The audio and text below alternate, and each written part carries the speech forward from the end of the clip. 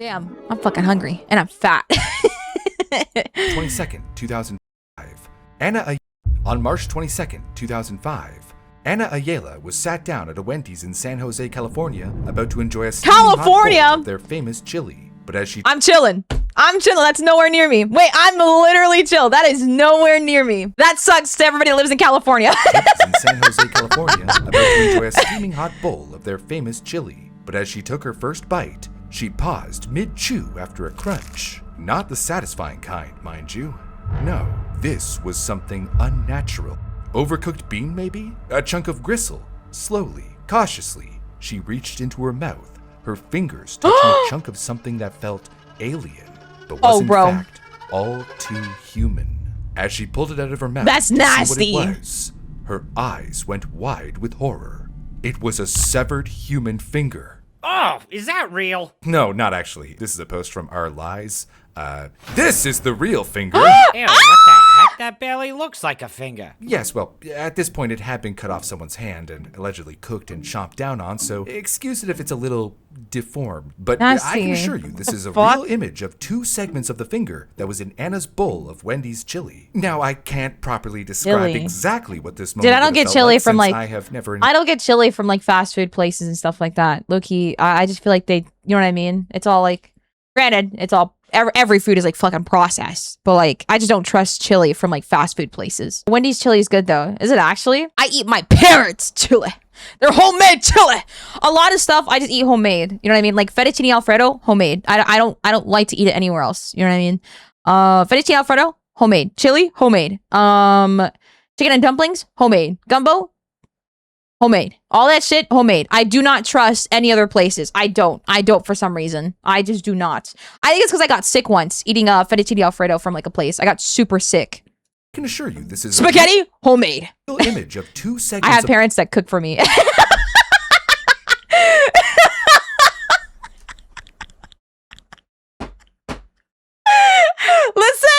Listen. I cook for them too.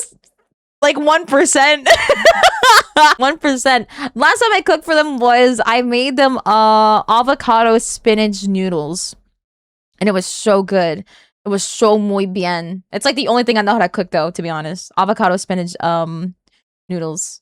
It's so delicious. It's so good.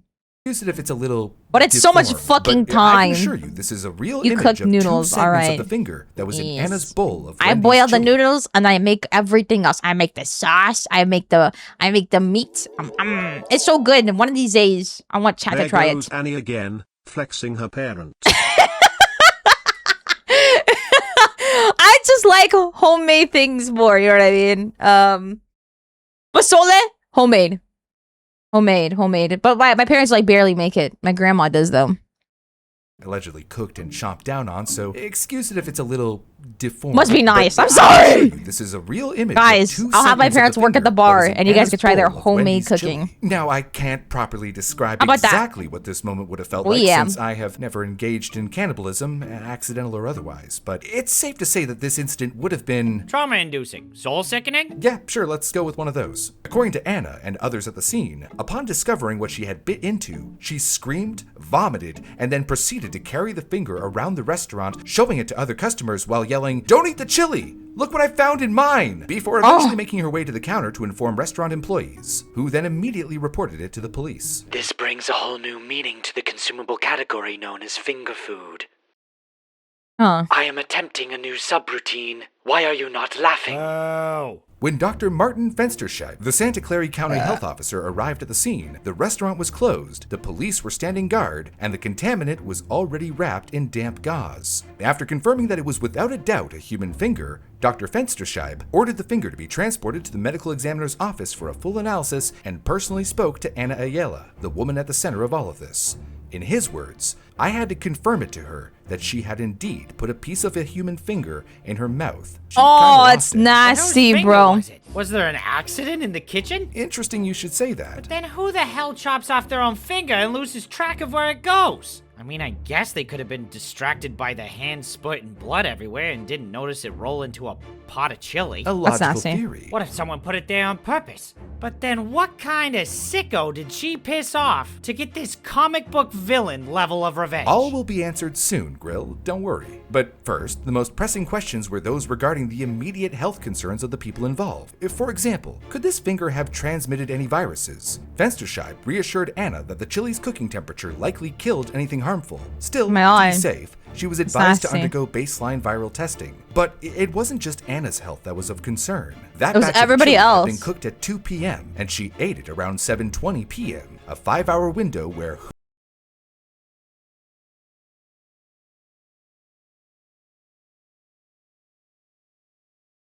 Hot and ready, my ass. Wait, that's a pizza place. Wait, that's a pizza place thing. It's from a pizza place. What pizza place? Hold on. Where's it from? Hot and ready. Is it Little Caesars? then cooked at 2 p.m. and she ate it around 7:20 p.m. A 5-hour window where who knows how many others might have been Little Caesars. exposed to food Oh, okay. contaminated with a My human bad. body part. So sorry, Little or Caesars. potentially body parts in it. So a public helpline was set up for people who dined at Wendy's that evening, just in case anyone else wanted to report concerns. Oh, that's nasty. Wendy's, meanwhile, was in full damage control mode. Their senior vice president, Danny Lynch, publicly denied any wrongdoing on behalf of the company, emphasizing the integrity of their food preparation processes and pledging full cooperation with investigators. But words couldn't shelter Wendy's from the financial fallout, with the publicity of the incident ending up costing the company an estimated $1 million daily in loss of sales over the following weeks. And Anna, she didn't shy away from the spotlight, making multiple appearances on national television to share her horrific experience. Damn. But while Anna went on her media tour, the mystery deepened at the examiner's office. Enter Dr. Joseph O'Hara, the county medical examiner, whose analysis left more questions than answers. The finger was found in 2 pieces, a 1-inch fingertip complete with fingerprints whorls intact, and a 1/2-inch fingernail. It appeared torn, as though caught in some sort of industrial machinery, and showed signs of being cooked but not fully. Now, according to Wendy's policy, chili is simmered at 170 degrees for 3 hours, but the finger had no indications that it had been cooked under those conditions. Guys, I'm gonna go get something to eat real quick. I know this is crazy. This is crazy that I'm literally about to eat while watching this.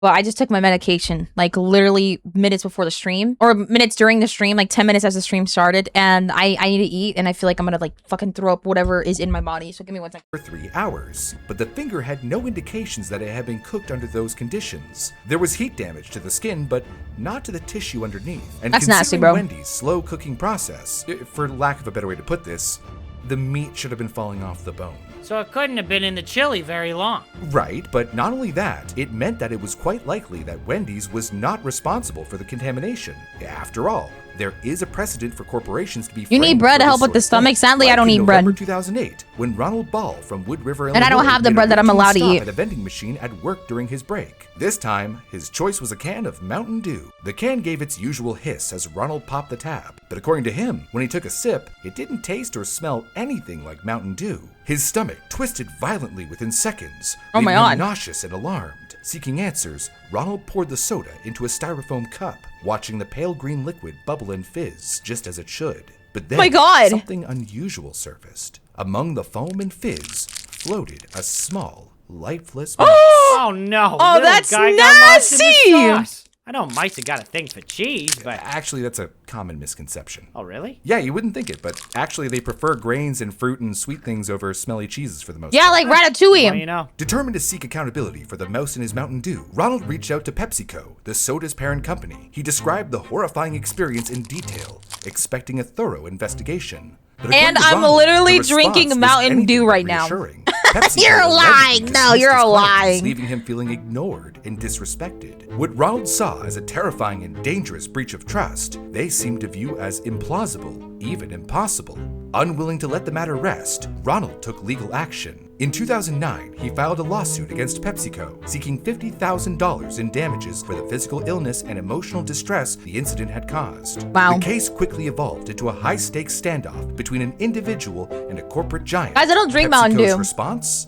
They called him a liar. Damn. Wow. How could they be so sure he was lying? Well, their argument hinged on one key point: the mouse. According to them, It was scientifically impossible for it to have been in the soda for the amount of time he was suggesting. Pepsi enlisted the expertise of Dr. Lawrence McGill, a veterinarian and pathologist who provided an affidavit that would become the cornerstone of their defense. Dr. McGill, after conducting an autopsy on the mouse, outlined in meticulous detail how Mountain Dew, with its high concentrations of phosphoric and citric acids, creates an environment highly effective at breaking down organic matter. The calcium in the mouse's bones would begin to dissolve within days, destabilizing the skeletal structure. And over the course of a month, enzymatic degradation and acid erosion would reduce the mouse to a gelatinous mass, with only trace elements like parts of the tail potentially remaining intact. Dr. McGill pointed out that Ronald's rodent, which appeared to be very young, possibly an infant rat, still retained its bones, vital organs, and cartilage, and lacked any signs of decomposition one would expect after an Actually, the rat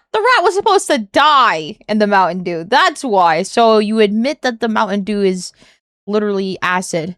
Maybe. extended period in Mountain Dew. Not only that, but considering the young age of the rodent, the doctor explained that this mouse had not been born when the can of Mountain Dew was filled and sealed on it is. August 28th, 2008. My parents never allowed us to have Mountain Dew. Shoot They your shot, believe buddy. like it was like I'm all actually ears. Yeah, acid. they lied about liking cheese. Who knows what else they're lying about? And that would be fun, right? Mice unlocking the secrets of time travel. But let's explore a theory that maybe the rodent was placed in the can More after people. it had been sealed by Pepsi. Yeah. In Dr. McGill's professional opinion, it was clear that the mouse could not have been in My the can favorite for the soda 78 is, days between Fanta. production and Anything Ronald's orange. discovery. Realizing that his case had been irreparably weakened, Ronald Fanta. ultimately agreed to Fanta settle for an flavor, undisclosed like sum, Fanta, details of which orange remain a mystery soda. to this day. Okay, I love what orange the flavor doctor's anything. saying is pretty convincing. But, and hear me out, what if Pepsi gave him a little cheddar to lie for them? It's understandable to question whether Dr. McGill's claims hold truth, but it just so happens that there is a fascinating YouTube video where someone actually conducted their own Mountain Dew mouse experiment, documenting the entire process from start to finish. Oh, wow. Quick warning, what you're about to see might not sit well with sensitive stomachs. Wait, what? Here it shows exactly what happens to a mouse after 30 days submerged in Mountain Dew. Oh! Gross indeed, but you'll notice that the results align W to the editors for blurring it. Thank fuck. Holy shit. Yeesh. uncannily with Dr. McGill's description. So disgusted. The way the mouse decomposed, the gelatinous consistency, the remnants of the tail, matches his explanation almost to the letter. Coincidence? Highly unlikely. But for further proof that McGill knew exactly what he was talking about, all one has to do is look at another Pepsi incident that occurred just 1 year later. This time, the case's legitimacy was hard to refute, seeing as the creature inside this soda can had become nearly completely stupefied before Fred Denegri was unfortunate enough to get a taste. In July of 2009, Fred was busy barbecuing in his backyard in Ormond Beach, Florida, when he cracked open a chilled can of Diet Pepsi and took a swig. Ugh. He gagged almost immediately. Instead of sweet, crisp, and refreshing soda, his throat was met with something revolting beyond imagination. Fred poured the soda down the sink, and that's when his wife, Amy, noticed there was something entirely wrong with the drink. The liquid looked nothing like Pepsi, and the can felt unnaturally heavy. Intrigued, Amy gave it a shake, only for something nightmarish to emerge. First came this slimy, pink mass sliding out of the can. Fred would later describe it as pink linguine, which honestly sounds like nasty. something you'd expect from a bad horror movie, not a Diet Pepsi. But the surprises didn't stop there. Next, an inky, dark substance came oozing out. But the heavy object causing all this drama remained firmly stuck inside the can. No amount of shaking or coaxing could dislodge it, leaving Fred and Amy with more questions than answers. Naturally, Did they cut it knew open? this needed documentation, so out came the camera and they snapped a photo of the strange, gelatinous pink strands, the ominous dark liquid, and the can itself. That's Amy nasty, told bro. CNN, Oh, "Let's that's say so that the middle of the gross." afternoon in our tiki bar has blown up into this crazy thing." The Denegris wasted no time and did the sensible thing. They contacted Poison Control and the FDA. The Poison Control Center instructed Fred to seek immediate medical attention due to the possibility of contamination and the unknown nature of the object inside the can, and the FDA sent officials to the Denegris' home to conduct a thorough investigation and collect the can for laboratory testing. A few weeks later, they shared their findings with the Denegris in a formal report. The FDA's analysis concluded that the foreign substance inside the can appeared to be a frog.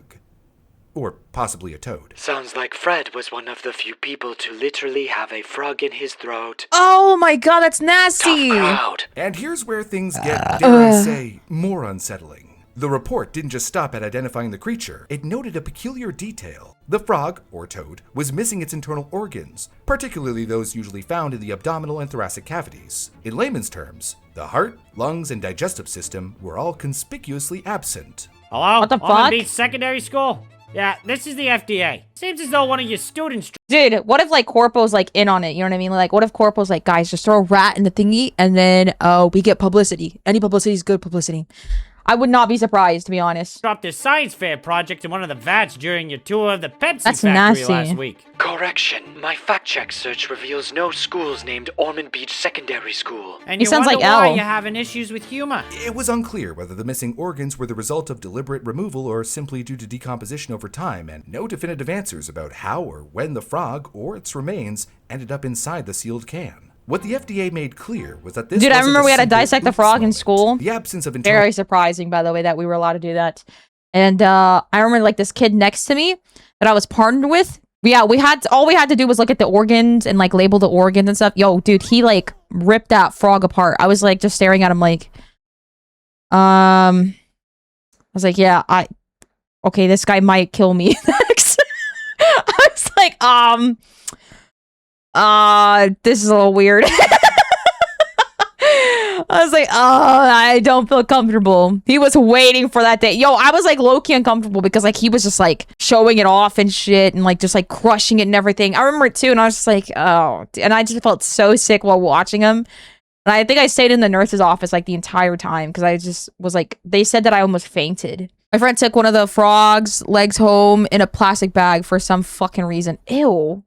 Oh. organs wasn't. The FDA made clear was that this wasn't a simple oops moment. The absence of internal organs wasn't just gross. It was a forensic clue, whether it pointed to an outside contaminant where someone somehow inserted it in the can after leaving the factory, or We if used it sharks was a and factory shark mishap, instead. or Well, that's perhaps like some other that's bizarre actually like twist, low-key fire. they left the door wide open for speculation. As part of the investigation, the Denegris provided a second unopened can from the same 36-pack they had purchased at Sam's Club. This can was also submitted to the FDA for analysis, Oh, but no shit. abnormalities or contamination in the second can, That's suggesting nasty. that the issue was isolated to the first can. Now, the FDA didn't just stop at examining the cans themselves. No, they went the extra mile, heading over to Pepsi's Orlando bottling plant for a deep dive into their operations. Between Holy August 4th shit, and dude. 11th, they meticulously inspected the facility, trying to trace any possible connection between the alleged contamination and the production process. But after all that legwork, the FDA came back with a clean slate. No adverse Wow. conditions, no signs of any contamination issues linked to the production line. Everything seemed to be running smoothly, at least on the surface. So the plant was cleared. After the FDA wrapped up its investigation, Pepsi issued a statement affirming the integrity of its manufacturing system. The company made it clear that while the FDA couldn't pinpoint how or when the specimen ended up in the can, they trusted their own systems. According to Pepsi, the FDA's inability to find a direct link to the plant meant there was no evidence of any manufacturing fault. So just because the factory was clean, they get to say, oh, it couldn't have been us, even though a dead frog had clearly been sealed in one of the cans. Pretty much. Pepsi had all but washed its hands of the situation once the FDA got involved. Despite sending over pictures and providing full documentation That's of the nasty, incident, bro. the That's Denegris so were left fucking hanging. gross. Amy made it clear to anyone who would listen that she believed Pepsi's handling of the incident was a failure and that they showed no real empathy for what had happened. Oh, I want to shit. see Pepsi fess up to it and compensate my husband for the negative publicity they have caused. I'm easy, but they're the ones that are making it hard. In the end, despite Denegri's frustrations W and wife. efforts to pursue legal action, the incident with the Diet Pepsi can didn't go much further. Pepsi never admitted any responsibility, and the Denegris didn't follow through with any high-profile lawsuit. Instead, they were simply left with a sense of unresolved tension and disappointment. Too bad they didn't have a legal team like my buddies Morgan and Morgan. They could have potentially made a hefty sum. What are you talking about? You know, America's largest personal injury law firm. These guys win big. If you ever seriously hurt, your injury could be worth millions. A Morgan & Morgan case in Florida ended in a settlement of $12 million, which is 34 times the highest insurance offer. And in Philadelphia, another case went home with 40 times the highest insurance offer at $26 million. And that was only within the last couple of months for victims involved in life-altering car crashes. Okay, wow, that is a lot. Right? And they don't settle for lowball offers. Instead, if you become their client, they will fight to get you what you deserve. And you don't Skip even have this. to pay Low these key. guys unless you win. Low key, I don't know if I want to skip it. It's not like it's an ad, but it's not an ad. You know what I mean? If God forbid you ever seriously get injured, your case could be worth millions. And you're only a few clicks away from potentially changing your life. It's so easy. You can start your claim now with Morgan & Morgan at forthepeople.com/brew, found in the description below, or by scanning the QR code on screen from your phone's camera. Thank you, Morgan & Morgan, for sponsoring today's video. It unfortunately Joshua, wasn't thank you for the an injury lawsuit, prime. Thank you for the prime. Morgan for sponsoring today's video. It unfortunately wasn't an injury lawsuit, so the Denegris couldn't have reached out to Morgan & Morgan. But if they did have them as a team, then maybe the couple would have been taken more seriously. Anna's finger chili fiasco, on the other hand, was taken very seriously by the media, Wendy's, and law enforcement. With the story making headlines across the country, everyone was desperate for answers. Anna had begun threatening to sue Wendy's. Is that who why was in Wendy's, full like, damage control people, like, don't mode, fuck with hemorrhaging Wendy's as business much in San anymore? Jose Is this, thanks like, to the actually the scandal. reason why? But then, the narrative completely flipped on April 22nd when Wendy's held a promotion at their locations in the Bay Area, offering free Frosties in celebration of Anna Ayala's arrest. Ha! That's insane! But hang on, why was she arrested? Wait, why was she arrested? Whoa, what a fucking jump. Hello? They were offering free They were offering free ice cream? What? Wendy's just ain't that popular. Maybe we were poor, but Wendy's was really popular to me. Wait a minute. Maybe we were just poor, but it was so popular to me. We ate it there so much, so I just assumed that it was popular. When Wendy's held a promotion at their locations in the Bay Area, offering free Frosties in celebration of Anna Ayala's arrest. Ha! That's insane! But hang on, why was she arrested? Did they find out whose finger it was? No, not yet, actually, but she had been arrested for a reason, get this, completely separate from the Wendy's chili is case. popular, You just see- more expensive now. Oh, it's gone expensive? What the fuck? No! They're not for the people anymore! What happened? What happened? She arrested? Did they find out whose finger it was? No, not yet, actually, but she had been arrested for a reason, get this, completely separate from the chili case. Wait, You see, really? When Anna publicly threatened to sue Wendy's, the company joined What's up? Thanks for this. Happy to see this while waiting on DoorDash. Rolling on the floor laughing emoji. Alright, guys.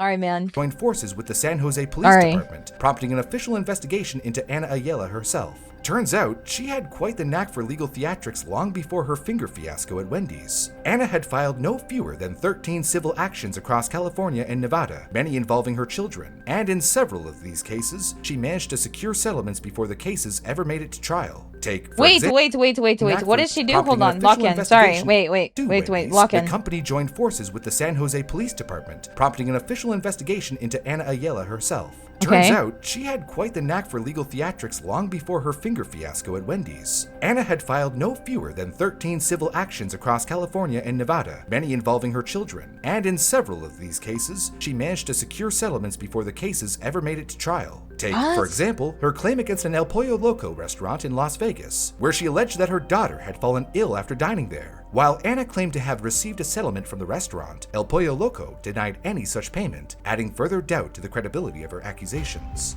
And then there was her husband, Jamie Placencia, who had a criminal background that included charges of evading arrest. Authorities soon pieced together a pattern not just of Anna's actions, but of a duo whose history of legal disputes seemed almost calculated. So while Anna strutted around accusing Wendy's, the skeletons in her closet were practically throwing a parade. By the time it all unraveled, she wasn't just a woman with a chili finger story.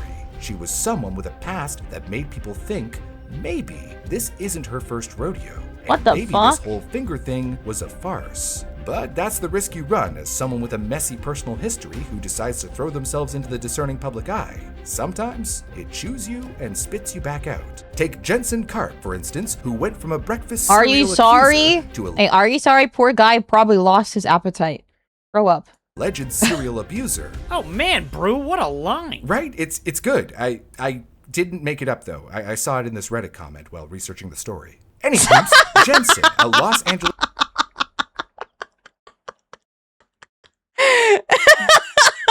Okay. the discerning public eye. Sometimes it chews you and spits you back out. Take Jensen Karp, for instance, who went from a breakfast cereal accuser to alleged serial abuser. Oh man, Brew, what a line. Right? It's good. I didn't make it up though. I saw it in this Reddit comment while researching.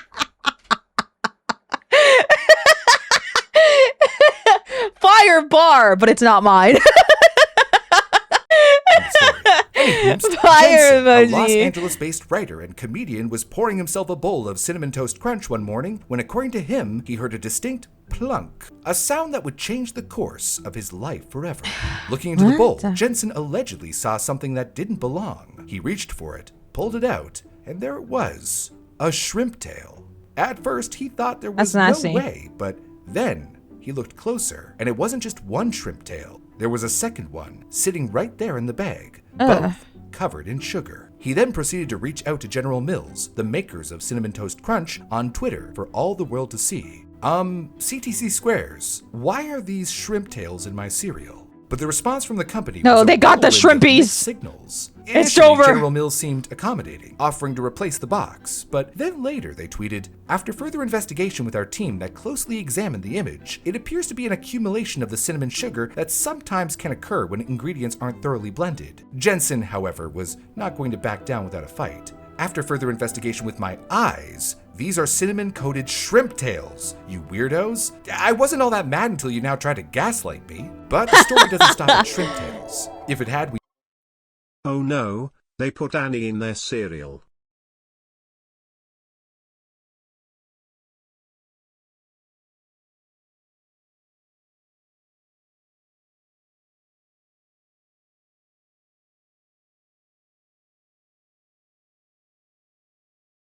I sense somebody's by the door. wasn't all that mad until you now try to gaslight me. I'm gonna get you. But the story doesn't stop at shrimp tails. If it had, we might gonna get you write right. this off as a bizarre one-off, but Jensen Karp decided to dig deeper, encouraged by a friend who suggested he re-examine the cereal. Immediately, I was something right! off.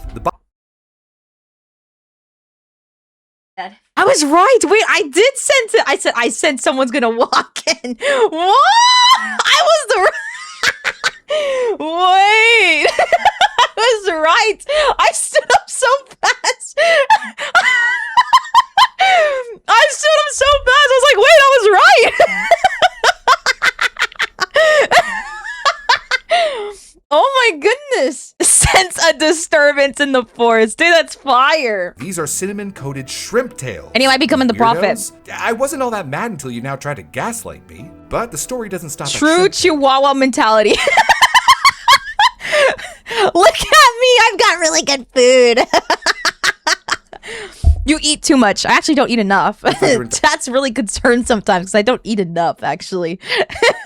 are thoroughly blended. Jensen, however, was not going to back down without a fight. After further investigation with my eyes, these are cinnamon-coated shrimp tails, you weirdos. I wasn't all that mad until you now try to gaslight me. But the story doesn't stop at shrimp tails. If it had, we might have been able to write this off as a bizarre one-off, but Jensen Karp decided to dig deeper, encouraged by a friend who suggested he re-examine the cereal. Immediately, I'm eating right now. something was off. The bottom of the bag was allegedly sealed with clear tape. Jensen peeled back the tape, peered into What the the bag, fuck? and saw nestled among the sugary cereal squares. Someone was eating on the job, bro. Someone was eating on the job and didn't want to go to the trash, and they threw their trash into your cereal. Rich mentality. I might be broke money wise, but I'm rich with blessed parents. Something was off. The bottom of the bag was allegedly sealed with clear tape. Jensen peeled back the tape, peered into the bag, and saw nestled among the sugary cereal squares, thin, translucent fragments, more shrimp skins. But that wasn't the end of it. Deeper inside, he found a piece of string thoroughly coated in cinnamon sugar. The most unsettling discovery, however, came last. Scattered at the bottom of the bag were small black specks lodged onto cereal bits. Ew, At first what the glance, fuck? They seemed innocent enough, maybe scorched sugar granules left over from the toasting process. But Jensen couldn't shake the feeling that these weren't just harmless leftovers. They looked to him like rat feces. Now, let's pause here. Rat droppings aren't just gross, they're dangerous. Hantavirus, for instance, can cause severe respiratory distress and even death, with no specific treatment available. Salmonella, another possibility, can lead to intense gastrointestinal distress. Or he put them in and taped his own bag.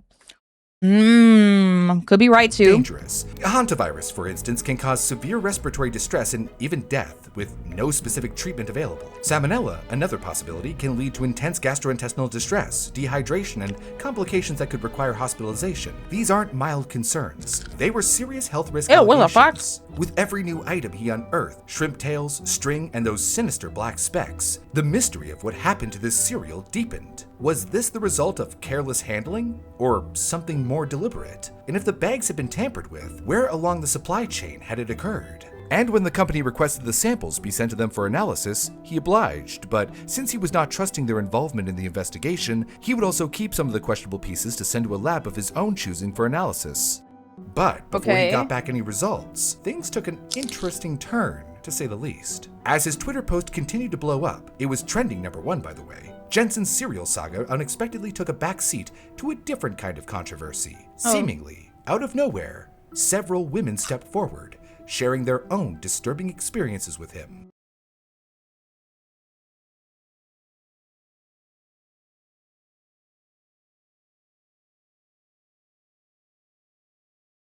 Damn, bro. It's always women. Hey, yeah, whoa, what's that supposed to mean? Unexpectedly took a backseat to a different kind of controversy. You know what it means? Seemingly, out of nowhere, several... Grab him.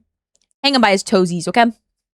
Backseat to a different kind of controversy. Seemingly, out of nowhere, several women stepped forward, sharing their own disturbing experiences with him. What the fuck? One by one, accusations began to surface, painting Jensen in a very unflattering light. Former acquaintances and ex-partners described interactions with him that were manipulative, toxic, and emotionally abusive. These allegations weren't mere insinuations either. They came with detailed accounts that couldn't be ignored. It was as if the internet collectively turned its magnifying glass onto Jensen's past. What started as a quirky food contamination story morphed into something entirely different. A public reckoning.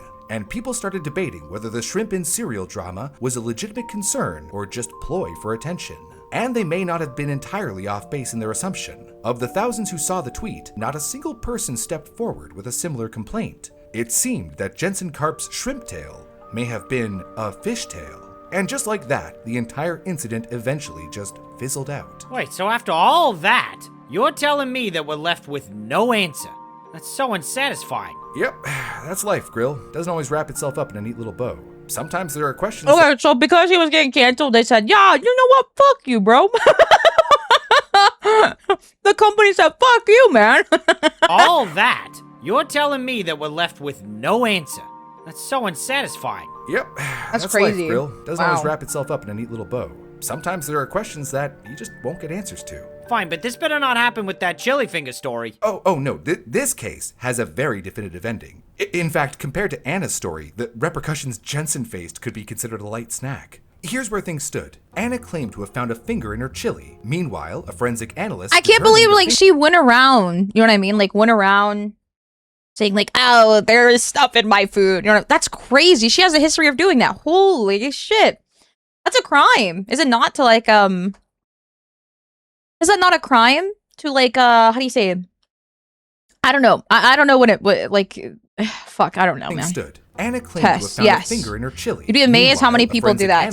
That's a real finger, by the way. Hadn't been cooked at the same temperature as the chili. And to top it all off, Anna was threatening to sue Wendy's, but then was arrested for reasons unrelated to the incident. The San Jose Police That's so fire, though, in a sense of, like, she gets arrested, and then Wendy's is like, hey, guys, we're giving out free freezies at this location since she got arrested.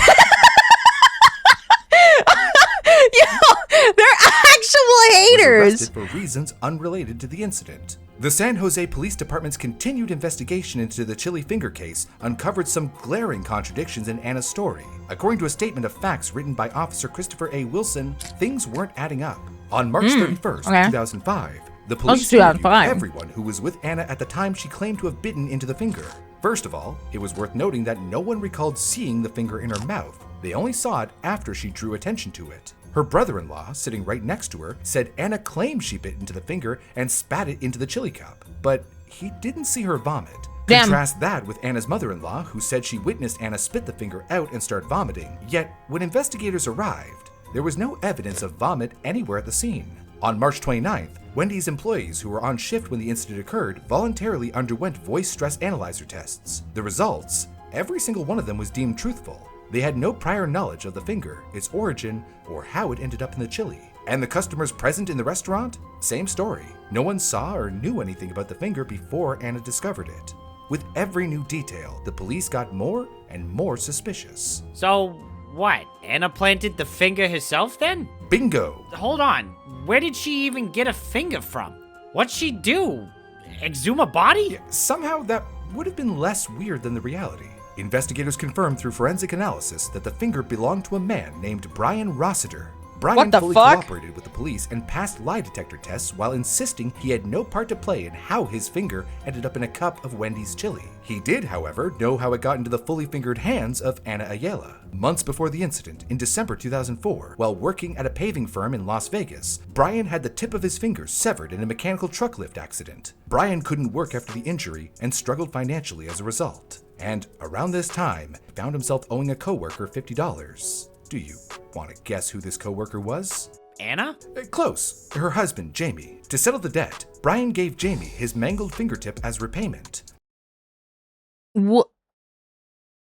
Yo, 2000s, early 2000s, and how do you say? Early 2000s and like the 80s, 90s were so fucking weird. Because what the fuck? What do you mean this was? This was. What do you mean this actually happened? Like, what? What the fuck? Apparently there was a guy that drank... Hold on, wait, hold on, yeah. Off my hand. Let me read your message. Apparently there was a guy that drank Red Bull because of the commercial saying that drinking Red Bull will give them wings. Therefore, you went to the top of the building, jumped off, and sued Red Bull for false advertisement due to him not getting wings after he drank the Red Bull. No way, is that real? No way. What the fuck? How stupid are we? What? What? My parents used to drink, they used to drink Red Bull and Monster like it was nothing, dude. Guess what? They're changed! They've changed! No more! I'm low-key happy for them.